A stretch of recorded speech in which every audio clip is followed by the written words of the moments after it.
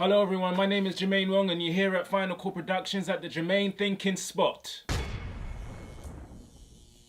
If you're new to this channel and you're joining us for the first time, please like and subscribe, share with your friends. Today I'm going to be sharing 3 ways you can be a good friend in times of crisis. Today's topic comes from a request from a viewer who wants to know, how can I be a good friend to someone when they're going through a hard time, when they're going through crisis? The chances are, if you're a human being alive and you live on planet Earth, you are going to face crisis or hardship. Some type of challenge will affect you in this life. Can't avoid it. Life has a way of just throwing these things at you. Unexpected sometimes you've just got to push through. Sometimes you're left thinking, why is this happening to me? A lot of the questions that come once calamity falls is, where was God? Where is God? If God was so good, why does he allow all of this to happen? We often get questions like that. When you really analyze, the real question behind those questions are usually, is God fair? Does God really care for us? If he did, why would he allow it? Why doesn't he prevent it? He's not doing anything about it. People even lose their faith over these questions. If you are someone who's lost faith over a tragedy or a calamity, or you're going through a crisis at the moment and you feel like God is not answering your prayers, you're feeling like, how could a heavenly father allow you to be going through something like this? Then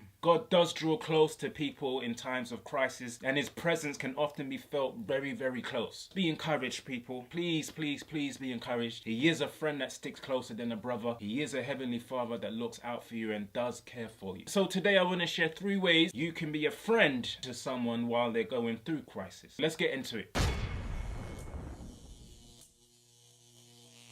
Number 1, allow your actions to speak louder than your words. This is a very cliche expression. I know. But it is one that holds true in times of crisis. When someone's going through a calamity, it is not the time to give a Bible study or have a theological debate trying to convince that person that God is still good in the light of their calamity. Even if what you're saying is true, there's a time and a place for everything. That's not the time or the place to try and prove that God is still a good God. Situations like these, the less you speak, the better. Sometimes you don't know what to do, so you just overflow with condolences. Words sometimes just don't cut it. Sometimes there's just nothing that you can say that's gonna console anybody. Instead of having a multitude of words, instead of trying to prove God's goodness, be an example of God's goodness. Don't tell them, show them. What do you mean? Be an example of God's goodness by being available and reliable.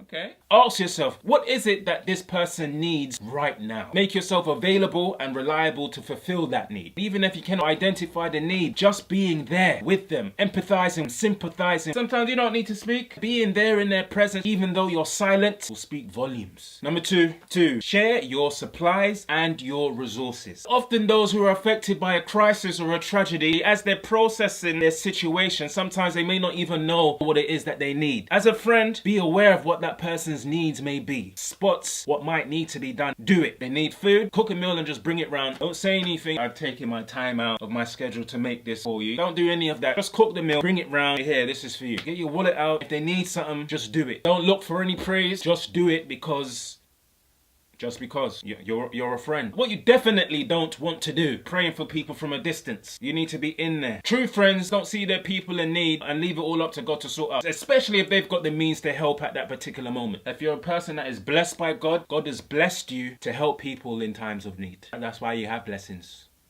And remember, you don't have to be a friend of someone to do this. You just have to be a friend to them.